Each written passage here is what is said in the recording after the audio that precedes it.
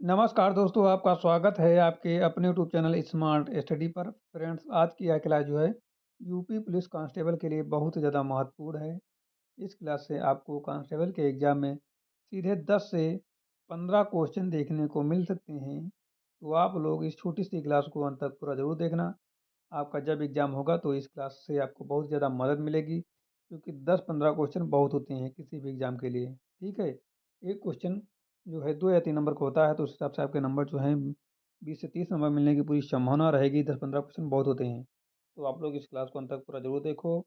छोटी सी क्लास है और एग्ज़ाम में क्वेश्चन आने की संभावना बहुत ज़्यादा है, यानी कि बहुत प्रबल संभावना है इन क्वेश्चनों के आने की। तो बिना टाइम वेस्ट के क्लास को स्टार्ट करेंगे। आज का पहला क्वेश्चन है कि छठी शताब्दी ईसा पूर्व के वर्ष महाजनपद की राजधानी कहाँ स्थित है? छठी शताब्दी ईसा पूर्व के वर्ष महाजनपद की राजधानी कहाँ स्थित है? चंपा, वैशाली, कौशाम्बी या वाराणसी? देखते हैं।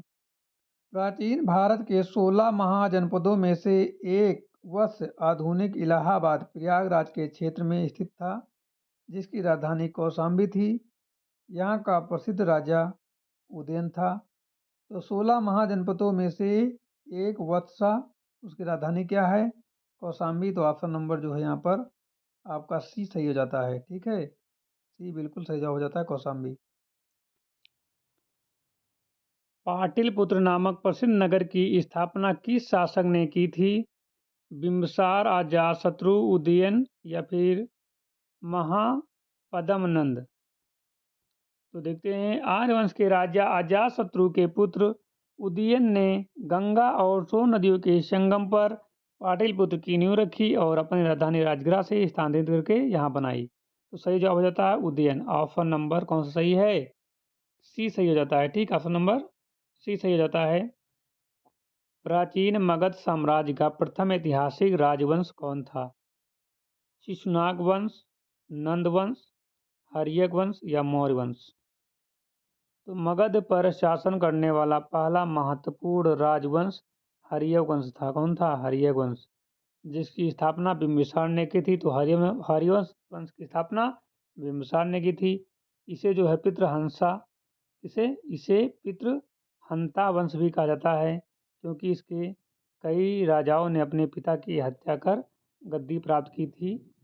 तो सही जवाब हो जाता है मगध पर शासन करने वाले पहला महत्वपूर्ण राजवंश कौन था? हर्यक वंश था। कौन था?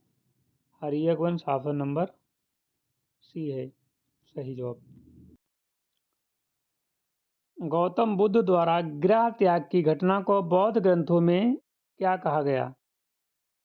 ऑप्शन है धर्म चक्र प्रवर्तन, महाभिनिष्क्रमण या महापरिनिर्वाण या फिर संबोधि? तो 29 वर्ष की आयु में बुद्ध द्वारा सत्य की खोज करने में घर छोड़ने की क्रिया को जो है महाभिनिष्क्रमण कहा जाता है। ऑप्शन नंबर जो है बी सही जवाब हो जाता है। अगला क्वेश्चन है, दिल्ली सल्तनत काल में अश्वशाला यानी कि शाही अस्तबल के प्रधान को क्या कहा जाता था? दीन ए आरिज, वजीर, अमीर ए आखुर या बरीद ए मुमालिक? तो सल्तनत काल में सेना का प्रमुख हिस्सा घुड़सवार थे। अंततः घोड़ों की देखभाल और अस्तबल के प्रबंधन के लिए अमीर ए आखुर नामक एक महत्वपूर्ण पद बनाया गया था। रजिया सुल्तान ने जमालुद्दीन याकूत को इस पद पर नियुक्त किया था। तो क्वेश्चन आपका क्या है कि दिल्ली सल्तनत में अश्वशाला के प्रधान को क्या कहा जाता था? तो दिल्ली सल्तनत में सेना का मुख्य हिस्सा घुड़सवार थे। अंततः घोड़ों की देखभाल और अस्तबल के प्रबंधन के लिए अमीर ए खाजून नामक एक महत्वपूर्ण पद बनाया गया था। क्या बनाया गया था? अमीर ए आखुर। तो ऑप्शन नंबर सी सही जवाब है, अमीर आखुर। ठीक है, अगला क्वेश्चन है, खालसा पंथ की स्थापना और पहुल नामक दीक्षा विधि किस सिख गुरु ने शुरू की थी? गुरु नानक देव, गुरु अर्जुन देव, गुरु तेग बहादुर सिंह और गुरु गोविंद सिंह? तो सिखों के 10वें गुरु गुरु गोविंद सिंह ने 1699 में बैसाखी के दिन आनंदपुर साहिब में खालसा पंथ की स्थापना की। उन्होंने ही पाहुल यानी अमृत छकना की परंपरा शुरू की और जिससे सिखों में एकता और वीरता का संचार हुआ। तो सही जवाब इसका कौन सा है? क्वेश्चन है खालसा पंथ की स्थापना और पाहुल नामक दीक्षा। तो देखिए, पाहुल नामक दीक्षा यहाँ पर कहीं दिया होगा पाहुल। उन्होंने पाहुल परंपरा शुरू की। किसने? आनंद साहिब में खालसा पंथ की स्थापना की। ठीक है, किसने? सिखों के 10वें गुरु गोविंद सिंह ने। ठीक है, तो गुरु गोविंद सिंह, डी।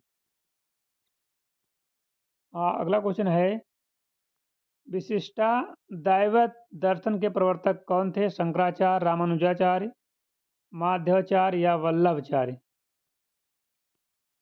तो दक्षिण भारत के संत रामानुजाचार्य ने 11वीं शताब्दी में विशिष्ट देवता मत का प्रतिपादन किया। उनके अनुसार जीव और प्रकृति ब्रह्म के ही अंश हैं, लेकिन वे ब्रह्म से अलग अपनी विशिष्ट सत्ता में रखते हैं। दक्षिण भारत के संत रामानुजाचार्य ने 11वीं शताब्दी में विशिष्ट देवता मत का प्रतिपादन किया। ठीक है, इसने रामानुजाचार्य। ठीक है, बी सही जवाब। प्रसिद्ध खानवा का युद्ध बैटल ऑफ खानवा बाबर और राणा सांगा के बीच कब हुआ? 1526, 1527, 1528 या 1529? तो 1527 में खानवा के मैदान पर बाबर ने मेवाड़ के राजा राणा सांगा को पराजित किया। इस युद्ध में बाबर ने जिहाद का नारा दिया और विजय के बाद गाजी उपाधि धारण की। तो ऑप्शन नंबर इसका सही जवाब जाता है बी। ठीक है, बी 1527। अगला क्वेश्चन है दक्षिण भारत के शक्तिशाली चोल वंश का वास्तविक संस्थापक कौन था? ऑप्शन है राजा प्रथम, राजेंद्र प्रथम, विजयालय या कुलोत्तुंग। तो चोल वंश की स्थापना विजयालय ने 9वीं शताब्दी लगभग 1850 ईस्वी में पल्लवों के पतन के बाद की थी। उसने तंजौर को अपनी राजधानी बनाया। तो सही जवाब हो जाता है ऑप्शन नंबर। क्वेश्चन है शक्तिशाली चोल वंश के वास्तविक संस्थापक कौन था? दक्षिण भारत के शक्तिशाली चोल वंश का वास्तविक संस्थापक। तो वास्तविक कौन था? वास्तविक संस्थापक जो था पल्लव के पतन में तंजौर। इसने चोल वंश की स्थापना विजय लाले ने की थी। ठीक है, विजय लाले ने। Option number C.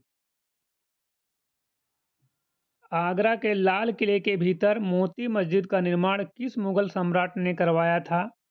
Akbar, Shahjahan, Jahangir या औरंगजेब?